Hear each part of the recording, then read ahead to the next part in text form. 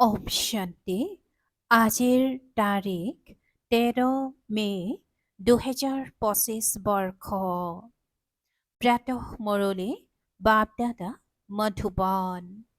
আজিৰ পিতাৰ অমৃতবাণী হৈছে, মৰমৰ সন্তানসকল, অনেক দেহধাৰীৰ পৰা প্ৰীতি আঁতৰাই এক বিদেহী পিতাক স্মৰণ কৰা। তেতিয়া তোমালোকৰ সকলো অংগ শীতল হৈ যাব। আৰু আজিৰ প্ৰশ্ন, যিসকল দৈবিকুলৰ আত্মা, তেওঁলোকৰ লক্ষণ কি হ'ব? পিতাই উত্তৰত কৈছে, প্ৰথমতে দৈবিকুলৰ আত্মাসকলৰ এই পুৰণি সৃষ্টিৰ প্ৰতি সহজে বৈৰাগ্য জন্মিব। দ্বিতীয়তে, তেওঁলোকৰ বুদ্ধি বেহদত থাকিব।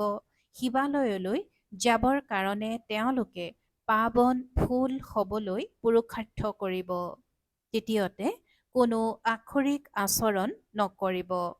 চতুৰ্থতে, নিজৰ খতিয়ান ৰাখিব যে কোনো আক্ষৰিক কৰ্মটো নকৰিলেও পিতাক সঁচা কথা শুনাব, একোৱে লুকুৱাই নাৰাখিব। আৰু আজিৰ গীত, না ও हमसे जुदा होंगे না উলফত দিল সে নিকলেগি। অৰ্থাৎ তেওঁ আমাৰ পৰা বিচ্ছেদ নহ'ব আৰু আমাৰ অন্তৰৰ পৰা মৰম আঁতৰি নাযাব। ওম শান্তি। এতিয়া এইবোৰ হৈছে বেহদৰ কথা। সদৰ কথাবোৰ শেষ হৈ যায়। জগতততো বহুতক স্মৰণ কৰা হয়। অনেক দেহধাৰীৰ সৈতে প্ৰীতি আছে। বিদেহী এজনেই, যাক পৰমপিতা পৰমাত্মা শিৱ বুলি কোৱা হয়। তোমালোকে এতিয়া তেওঁৰ সৈতে বুদ্ধিৰে যোগযুক্ত হ'ব লাগে। কোনো দেহধাৰীক স্মৰণ কৰিব নালাগে। ব্ৰাহ্মণ আদিক খুওৱা এই সকলোবোৰ হৈছে কলিযুগৰ নীতি নিয়ম। তাৰ নীতি নিয়ম আৰু ইয়াৰ নীতি নিয়ম একেবাৰে পৃথক। ইয়াত কোনো দেহধাৰীক স্মৰণ কৰিব নালাগে। যেতিয়ালৈকে সেইটো অৱস্থা নাহে তেতিয়ালৈকে পুৰুষাৰ্থ চলি থাকে। পিতাই কয়, যিমান সম্ভৱ পুৰণি সৃষ্টিৰ পৰা যিসকল গ'ল বা যিসকল আছে সেই সকলোকে পাহৰি যাব লাগে। গোটেই দিন বুদ্ধিত এয়াই মন্থন চলি থাকিব লাগে যে কাৰোবাক কি বুজাম। সকলোকে ক'ব লাগে যে আহি বিশ্বৰ অতীত, বৰ্তমান আৰু ভৱিষ্যতক বুজি লওক, যাৰ বিষয়ে কোনেও নাজানে। অতীত অৰ্থাৎ কেতিয়াৰ পৰা আৰম্ভ হ'ল, বৰ্তমান এতিয়া কি হৈ আছে। আৰম্ভ হৈছে সত্যযুগৰ পৰা।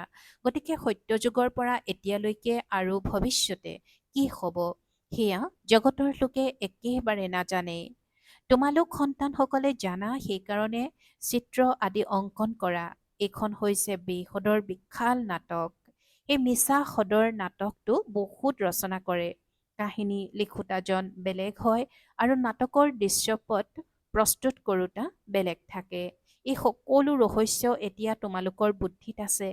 এতিয়া যি কিছু দেখিবলৈ পোৱা সেয়া নাথাকিবগৈ, বিনাশ হৈ যাব। সেয়েহে তোমালোকে সত্যযুগৰ দৃশ্যপট বহুত ভালকৈ দেখুৱাবলগীয়া হয়। যেনেকৈ আজমেৰত সোণৰ দ্বাৰকা আছে, গতিকে তাৰ পৰাও দৃশ্যপট লৈ বেলেগে নতুন সৃষ্টি তৈয়াৰ কৰি দেখুওৱা। এই পুৰণি সৃষ্টিত জুই লাগিব, ইয়াৰো নক্সাটো আছে নহয়, আৰু এয়া নতুন সৃষ্টি উদিত হৈ আছে। এনেকুৱা খেয়াল কৰি ভালকৈ তৈয়াৰ কৰিব লাগে। এয়াতো তোমালোকে বুজি পোৱা। এই সময়ত মনুষ্য যেন একেবাৰে পাথৰ বুদ্ধিৰ। তোমালোকে কিমান বুজোৱা, তথাপিও বুদ্ধিত ধাৰণ নহয়।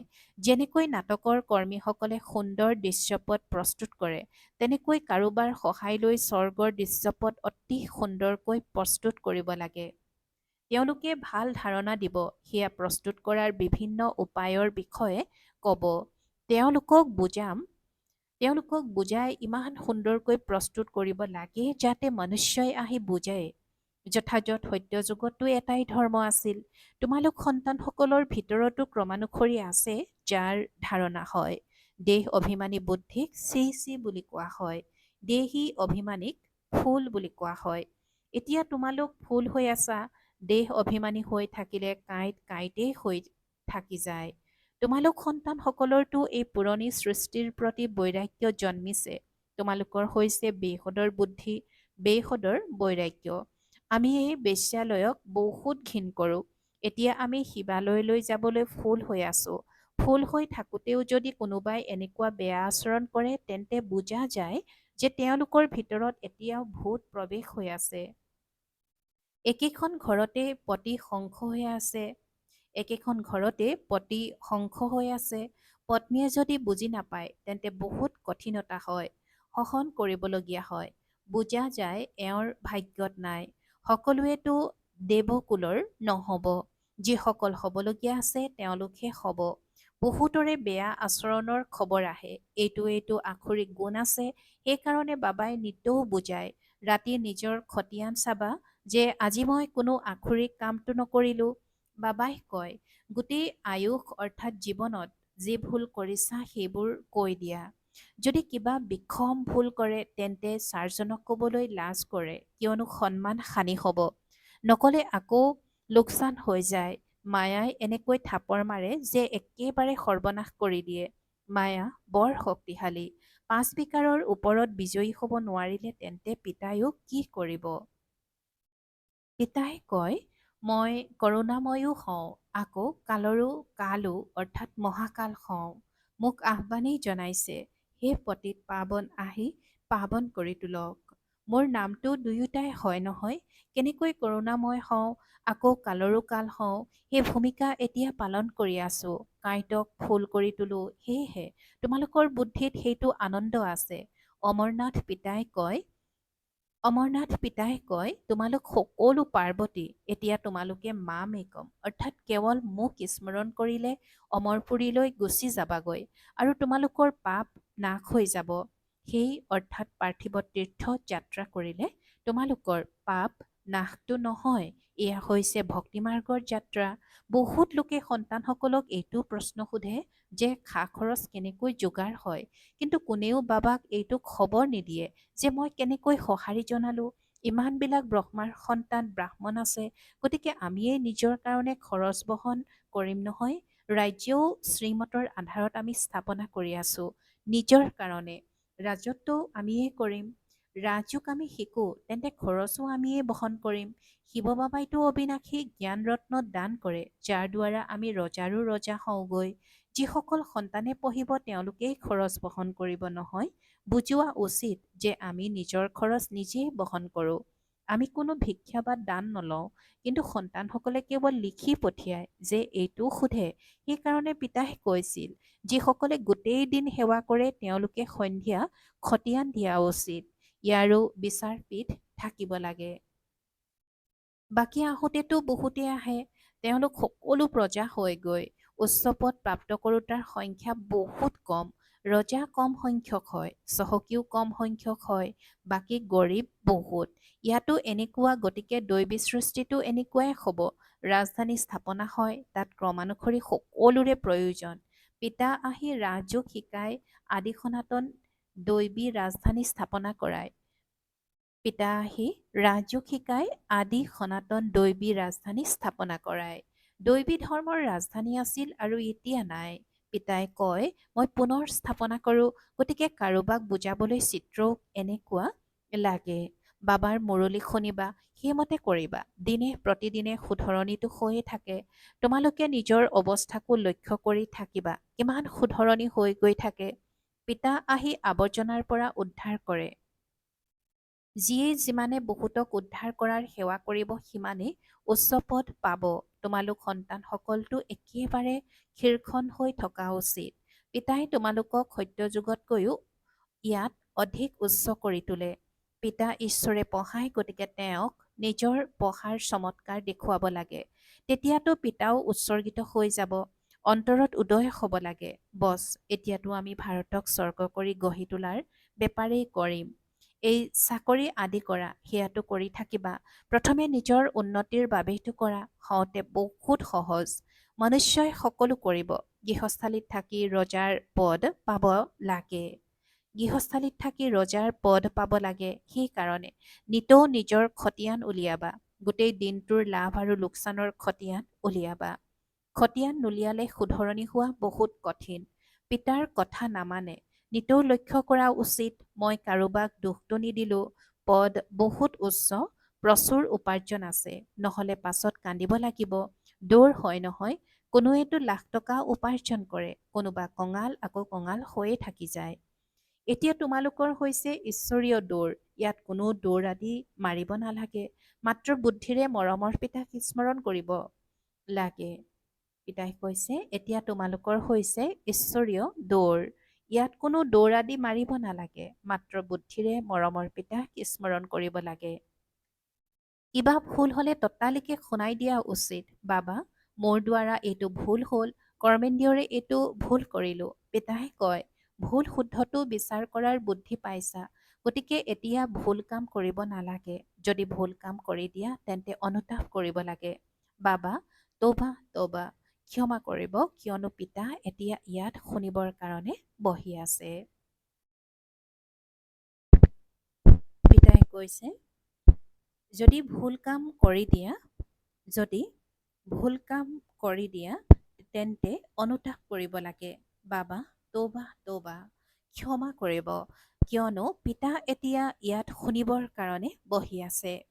যি বেয়া কাম হৈ যায়, যি বেয়া কাম হৈ যায় ততালিকে কৈ দিবা বা লিখিবা, বাবা এইটো বেয়া কাম হ'ল, তেতিয়া তোমালোকৰ আধা দোষ মাৰ্জনা হৈ যাব। এনেকুৱা নহয় যে মই কিপা কৰিম, ক্ষমা বা কিপা এক পইচাও নহ'ব। সকলোৱে নিজকে শুধৰাব লাগে। পিতাৰ স্মৃতিৰে বিকৰ্ম বিনাশ হ'ব, অতীতৰো বিকৰ্ম যোগবলৰ দ্বাৰা খণ্ডন হৈ গৈ থাকিব। পিতাৰ হৈ আকৌ পিতাৰ নিন্দা নকৰাবা। সদ্গুৰুৰ নিন্দকে উচ্চ পদ নাপায়। তোমালোকে পদ পোৱা বহুত উচ্চ। অন্য গুৰুসকলৰ ওচৰত কোনো ৰাজকীয় পদ আছে জানো? পিতাই কৈছে যে অন্য গুৰুসকলৰ ওচৰত কোনো ৰাজকীয় পদ আছে জানো? ইয়াত তোমালোকৰ লক্ষ্য উদ্দেশ্য আছে। ভক্তি মাৰ্গত কোনো লক্ষ্য উদ্দেশ্য নাথাকে। যদি থাকেও তেন্তে সেয়া অলপ সময়ৰ কাৰণে। ক'ত 21 জন্মৰ সুখ, ক'ত পাই পইচাৰ অলপ সুখ। এনেকুৱা নহয় যে ধনেৰে সুখ হয়, দুখো কিমান হয়। বাৰু ধৰি লোৱা, কোনোবাই হস্পিটেল স্থাপনা কৰি দিলে, তেন্তে পৰৱৰ্তী জন্মত ৰোগ কম হ'ব। এনেকুৱাতো নহয় যে বহুত শিক্ষা পাব, ধনো বহুত পাব, তাৰ কাৰণেতো আকৌ সকলোবোৰ কৰা। কোনোবাই ধৰ্মশালা স্থাপনা কৰি দিলে তেন্তে পৰৱৰ্তী জন্মত মহল পাব। এনেকুৱা নহয় যে স্বাস্থ্যৱান অৰ্থাৎ নিৰোগী হৈ থাকিব। নহয়, গতিকে পিতাই কিমান কথা বুজায়। কোনোৱেতো ভালদৰে বুজি লৈ আনক বুজায় আৰু কোনোৱেতো বুজিয়েই নাপায়। গতিকে সদায় খতিয়ান উলিয়াবা। আজি কি পাপ কৰিলোঁ, আজি কি পাপ কৰিলোঁ, এইটো কথাত অকৃতকাৰ্য হ'লোঁ, এইটো কথাত অকৃতকাৰ্য হ'লোঁ। পিতাই ৰায় দিব যে এনেকুৱা কাম কৰা উচিত নহয়। পিতাই আজি কৈছে যে কোনোৱেতো ভালদৰে বুজি লৈ আনক বুজায় আৰু কোনোৱেতো বুজিয়ে নাপায়। গতিকে সদায় খতিয়ান উলিয়াবা। আজি কি পাপ কৰিলোঁ, এইটো কথাত অকৃতকাৰ্য হ'লোঁ। পিতাই ৰায় দিব যে এনেকুৱা কাম কৰা উচিত নহয়। তোমালোকে জানা যে আমিতো এতিয়া স্বৰ্গলৈ যাম। সন্তানসকল ইমান আনন্দিত হৈ নাথাকে। বাবা অৰ্থাৎ ব্ৰহ্মা বাবা কিমান আনন্দিত হয়। মই বুঢ়া, এই শৰীৰ এৰি মই ৰাজকুমাৰ হ'বলৈ গৈ আছোঁ। তোমালোকেও পঢ়া, গতিকে আনন্দৰ সীমা থাকিব নালাগে। কিন্তু পিতাক স্মৰণেই নকৰে। পিতাই কিমান সহজকৈ বুজায়। তেওঁলোকে ইংৰাজী আদি পঢ়াত কিমান মগজ নষ্ট কৰে। বহুত কঠিনতাৰ সন্মুখীন হয়। এয়াতো বহুত সহজ। এই আত্মিক পঢ়াৰ দ্বাৰা তোমালোক শীতল হৈ যোৱা। ইয়াতো কেৱল পিতাক স্মৰণ কৰি থাকিলেই অংগ একেবাৰে শীতল হৈ যায়। শৰীৰটো তোমালোকৰ আছে নহয়। শিৱ বাবাৰতো শৰীৰ নাই, শ্ৰীকৃষ্ণৰ কৰ্মেন্দ্ৰিয় আছে। পিতাই কৈছে যে শিৱ বাবাৰতো শৰীৰ নাই, শ্ৰীকৃষ্ণৰ কৰ্মেন্দ্ৰিয় আছে। তেওঁৰ কৰ্মেন্দ্ৰিয়টো শীতল, সেয়ে তেওঁৰ কৰ্মেন্দ্ৰিয়টো শীতল হয়ে সেইকাৰণে তেওঁৰ নাম ৰাখি দিছে। এতিয়া তেওঁৰ সংগ কেনেকৈ পোৱা যাব? তেওঁতো থাকেই সত্য যুগত, তেওঁৰো কৰ্মেন্দ্ৰিয় এনেকুৱা শীতল কোনে কৰিলে? এয়া তোমালোকে এতিয়া বুজি পোৱা। সেয়েহে এতিয়া তোমালোক সন্তানসকলেও ইমান ধাৰণা কৰিব লাগে। হাই কাজিয়া মুঠেও কৰিব নালাগে, সঁচা কথা ক'ব লাগে। মিছা কথা ক'লে সৰ্বনাশ হৈ যাব। পিতাই তোমালোক সন্তানসকলক আদিৰ পৰা অন্তলৈকে সকলো কথা বুজায়। চিত্ৰও ভাল ভাল অংকন কৰা, যিবোৰ সকলোৰে ওচৰলৈ পঠিয়াই দিব পাৰি। ভাল বস্তু দেখিলে ক'ব, ব'লা গৈ চাওঁ। বুজোৱাসকলো বিচাৰ বুদ্ধি সম্পন্ন হ'ব লাগে। সেৱা কৰিবলৈও শিকিব লাগে। ভাল ব্ৰাহ্মণেও লাগে যিয়ে নিজৰ সমান কৰি গঢ়ি তুলিব পাৰে। যিয়ে নিজৰ সমান পৰিচালক কৰি গঢ়ি তোলে, তেওঁলোকক ভাল ব্ৰাহ্মণী বুলি কোৱা হ'ব। তেওঁলোকে পদো উচ্চ পাব, শিশুসুলভ বুদ্ধিও হ'ব নালাগে, নহ'লেতো উঠাই লৈ যাব। ৰাৱণ সম্প্ৰদায় আছে নহয়, পিতাই আজি কৈছে যে যিয়ে নিজৰ সমান পৰিচালক কৰি গঢ়ি তোলে, তেওঁলোকক ভাল ব্ৰাহ্মণী বুলি কোৱা হ'ব। তেওঁলোকে পদো উচ্চ পাব, শিশুসুলভ বুদ্ধিও হ'ব নালাগে, নহ'লেতো উঠাই লৈ যাব। ৰাৱণ সম্প্ৰদায় আছে নহয়, এনেকুৱা ব্ৰাহ্মণী তৈয়াৰ কৰা যিয়ে পৰৱৰ্তী সময়ত সেৱা কেন্দ্ৰৰ তত্বাৱধান ল'ব পাৰে। ভাল পাৰো। অতি মৰমৰ কল্পৰ পাছত পুনৰাই মিলিত হোৱা সন্তানসকলৰ প্ৰতি মাতা পিতা বাপ দাদাৰ স্নেহপূৰ্ণ স্মৰণ আৰু সুপ্ৰভাত। আত্মিক পিতাৰ আত্মিক সন্তানসকলৰ প্ৰতি নমস্কাৰ আৰু আত্মিক সন্তানসকলৰ আত্মিক মাত পিতা আৰু বাপ দাদাৰ প্ৰতি স্নেহপূৰ্ণ স্মৰণ আৰু সুপ্ৰভাত আৰু নমস্কাৰ নমস্কাৰ নমস্কাৰ। আৰু আজিৰ ধাৰণাৰ বাবে মুখ্য সাৰ প্ৰথমতে, পিতাক নিজৰ পঢ়াৰ চমৎকাৰ দেখুৱাব লাগে। ভাৰতক স্বৰ্গ কৰি তোলাৰ বেপাৰত লাগি যাব লাগে। প্ৰথমে নিজৰ উন্নতিৰ খেয়াল কৰিব লাগে। মিলা প্ৰীতিৰে থাকিব লাগে। দ্বিতীয়তে, কিবা ভুল হ'লে পিতাৰ ওচৰত ক্ষমা বিচাৰি নিজেই নিজক শুধৰাব লাগে। পিতাই কিবা নকৰে, পিতাৰ স্মৃতিৰে বিকৰ্ম বিনাশ কৰিব লাগে। নিন্দনীয় কোনো কৰ্ম কৰিব নালাগে।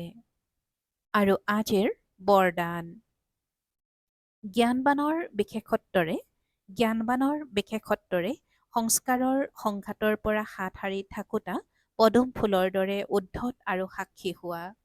জ্ঞানবানৰ বিশেষত্বৰে সংস্কাৰৰ সংঘাতৰ পৰা হাত সাৰি থাকোঁতা পদুম ফুলৰ দৰে উদ্ধত আৰু সাক্ষী হোৱা। আৰু আজিৰ বৰদানৰ ব্যাখ্যা, সংস্কাৰটো অন্তলৈকে কাৰোবাৰ দাসীৰ থাকিব, কাৰোবাৰ ৰজাৰ। সংস্কাৰটো অন্তলৈকে কাৰোবাৰ দাসীৰ থাকিব, কাৰোবাৰ ৰজাৰ। সংস্কাৰ সলনি হোৱাৰ অপেক্ষা নকৰিবা, কিন্তু মোৰ ওপৰত যাতে কাৰো প্ৰভাৱ নপৰে, কিয়নো এটাতো প্ৰত্যেকৰে সংস্কাৰ ভিন্ন, দ্বিতীয়তে মায়াৰো ৰূপ হৈ আহে। সেইকাৰণে যিকোনো কথাৰ নিৰ্ণয় মৰ্যাদা ৰেখাৰ ভিতৰত থাকি কৰা। সংস্কাৰ ভিন্ন ভিন্ন হোৱা সত্ত্বেও যাতে সংঘাত নহয়, তাৰ বাবে জ্ঞানবান হৈ পদুম ফুলৰ দৰে উদ্ধত থাকা আৰু সাক্ষী হোৱা। আৰু আজিৰ শ্লোগান, জোৰ কৰি কৰা বা পৰিশ্ৰম কৰাৰ সলনি ৰমণীয়তাৰে পুৰুষাৰ্থ কৰা। জোৰ কৰি কৰা বা পৰিশ্ৰম কৰাৰ সলনি ৰমণীয়তাৰে পুৰুষাৰ্থ কৰা। ওম শান্তি। আৰু আজিৰ অব্যক্ত সংকেত, আত্মিক আভিজাত্য আৰু পবিত্ৰতাৰ ব্যক্তিত্ব ধাৰণ কৰিবলৈ আজিৰ অব্যক্ত সংকেত। পবিত্ৰতা হৈছে সুখ শান্তিৰ জননী। য'ত পবিত্ৰতা আছে ত'ত দুখ অশান্তি আহিব নোৱাৰে। সেয়েহে পৰীক্ষা কৰা, সদায় সুখৰ শয্যাত আৰামত অৰ্থাৎ শান্ত স্বৰূপত বিৰাজমান হৈ আছানে? ভিতৰত কিয়, কি আৰু কেনেকৈ বিভ্ৰান্তিৰ সৃষ্টি হয়, নে এই বিভ্ৰান্তিৰ পৰা উদ্ধত সুখ স্বৰূপ স্থিতি থাকে? ভিতৰত কিয়, কি আৰু কেনেকৈ বিভ্ৰান্তিৰ সৃষ্টি হয়নে এই বিভ্ৰান্তিৰ পৰা উদ্ধত সুখস্বৰূপ স্থিতি থাকে। ওম শান্তি।